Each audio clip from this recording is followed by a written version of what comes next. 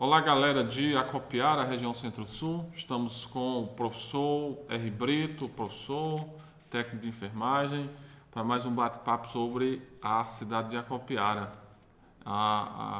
Essa cidade que se localiza aqui na região Centro-Sul do estado do Ceará, essa cidade histórica.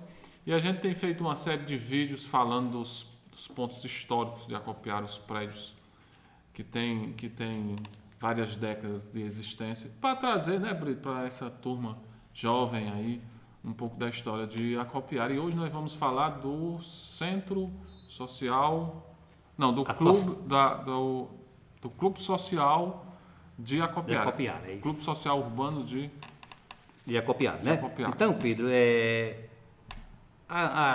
representando parte da história de uma cidade, patrimônio da sua cidade, prédios antigos, casas de família tradicional, eles representam a história, né?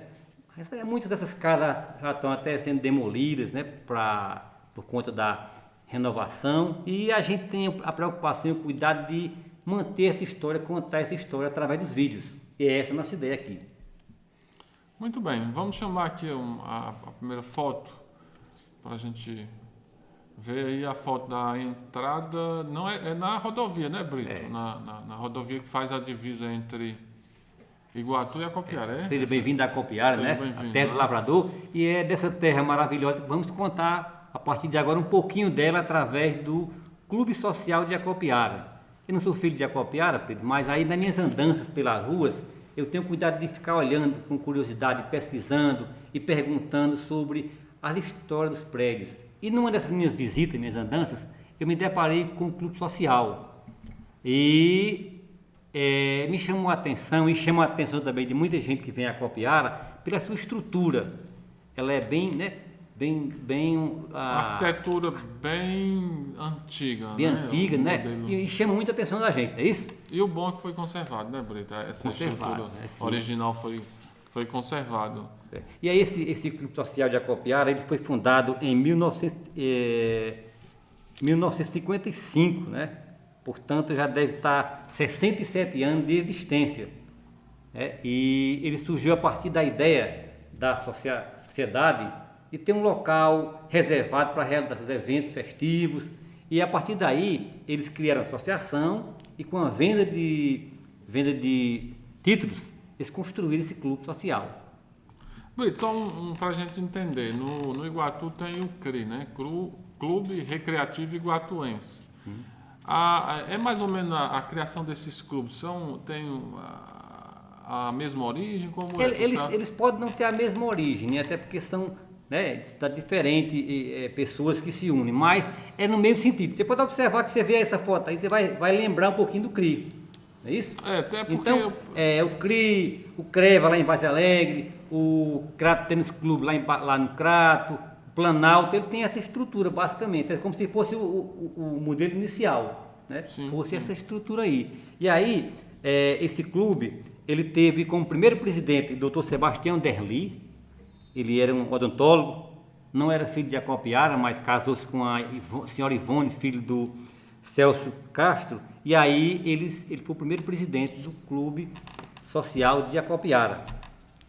Brito, assim, como é que iniciou essa construção aí? Foi na década de 50, como você falou, Na né? década de 50 55. e no ano de 1955, não é isso?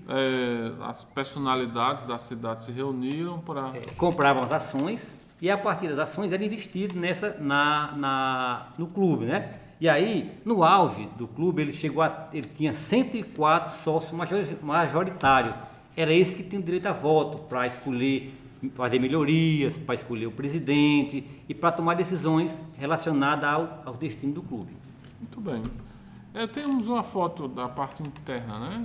Não, Vamos agora ver. Vamos ver aí o que é que tem. É porque o clube, Pedro, ele na verdade ele não era, ele ao longo da história ele foi utilizado também para outras atividades, como para recepcionar autoridades e também Pessoas artistas, importantes. né? Como no caso aí você pode ver o Patativos do Assaré, simplesmente o maior poeta popular do Brasil. Aí é lá no clube. No clube, né? Está sendo recepcionado pela sociedade civil. Aí nós temos o Dr. João, creio que na época fosse o prefeito, Dr. Humberto, o Luizinho Feitosa entre outros, né? Isso aí é mais ou menos década de 80, né? Final de Não, 80. década de 70, né? Mais ou menos por aí. 70. E aí, pode passar, Bino. E aí, além de recepcionar, era utilizado também para eventos políticos, né? Como a gente pode ver aí, como o espaço do clube era grande, realizava as convenções partidárias no clube. E aí a gente está vendo uma foto de uma convenção, né? Ainda hoje é utilizado, né? Ainda tem muita utilidade do O clube espaço na do clube é cidade. grande para isso, serve também, além das festas, para esses eventos, né?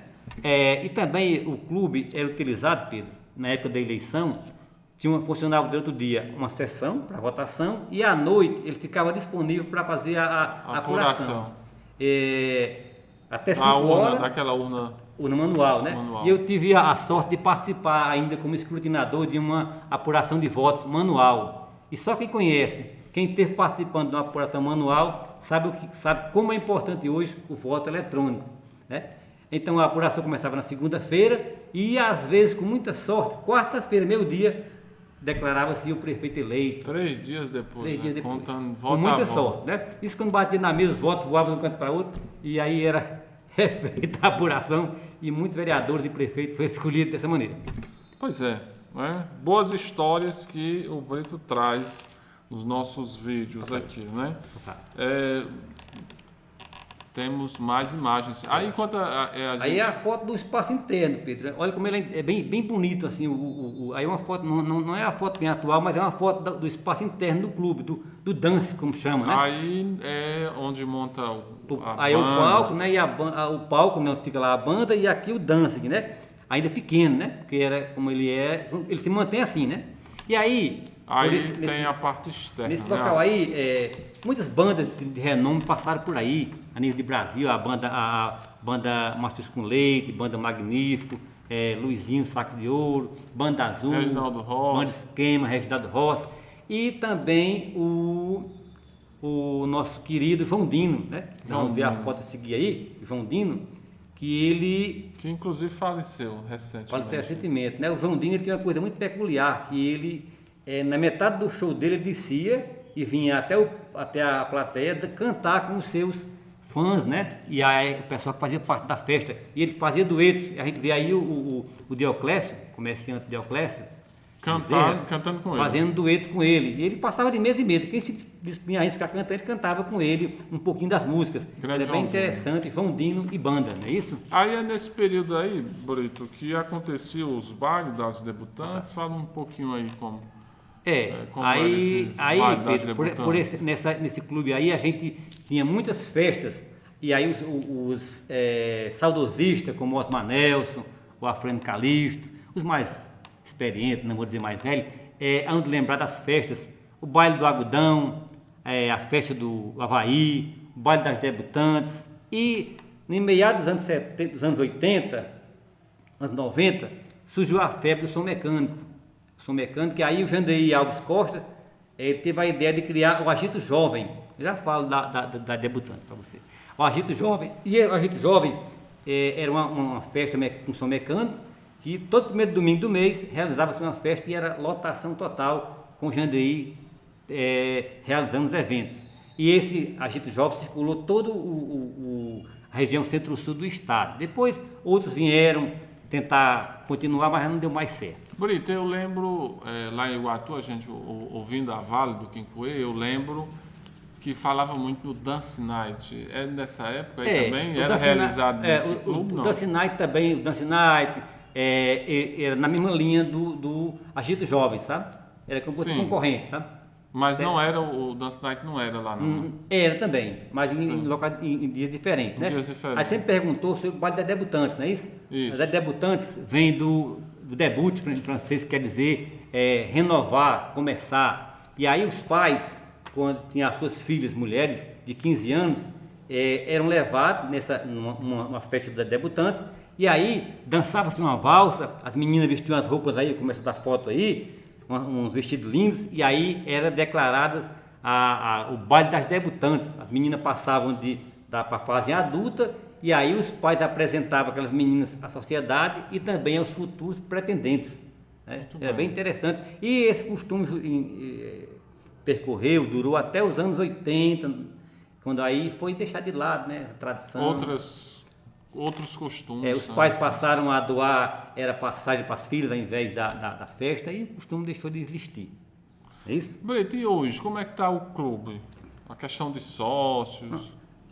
Aí, Pedro, a gente pode ver ainda, já falo sobre o sócio, sobre essas mesas. É bem interessante uma coisa da mesa, que eram essas mesas fabricadas com um tampo em mármore, e na mesa era colocado o nome do sócio proprietário. Sim.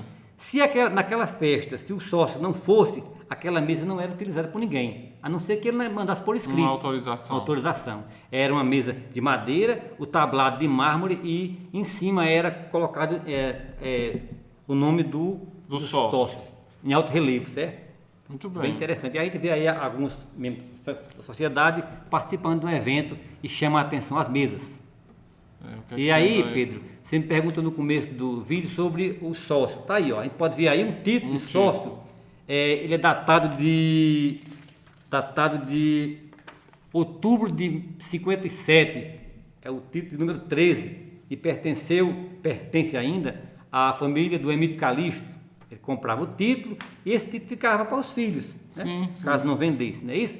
E esse título aí, essa foto eu consegui junto a Frânio Calixto, filho do Emílio Calixto, que é também um grande pesquisador das coisas de Acopiara. Era o título que dava direito ao sócio ter direito a voto. Um dos primeiros títulos, né? O 13, número 13, né? Do ano de 57, 2 anos após a fundação do clube. Fundação do clube, né? Aí pode passar. A gente... O que é que temos mais aí de fotos? Vamos ver Aí aí. a gente pode ver que o clube, ao longo da história, teve muitos presidentes, né? De 55 anos de existência.